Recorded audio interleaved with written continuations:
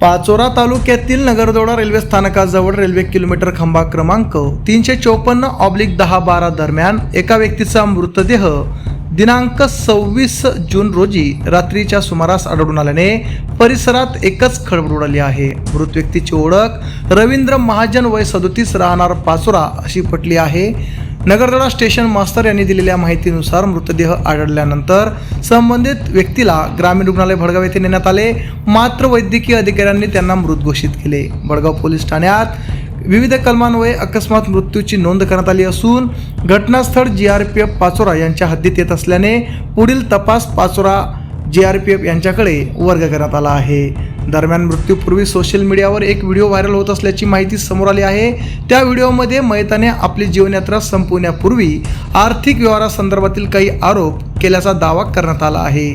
तसेच पाचोरातील एका डॉक्टरांसोबत आर्थिक वाद आणि त्यानंतर घडलेल्या चाकू हल्ल्याचा घटनेचाही तपास सध्या सुरू आहे।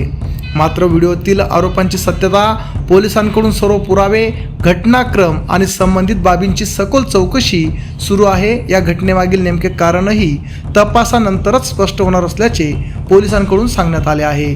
या घटनेनंतर काही नागरिकांनी संबंधितांवर कारवाईची मागणी केली असली तरी पोलिसांनी कोणतेही निष्कर्ष काढण्यापूर्वी तपास पूर्ण होण्याची प्रतीक्षा करण्याचे आवाहन केले आहे।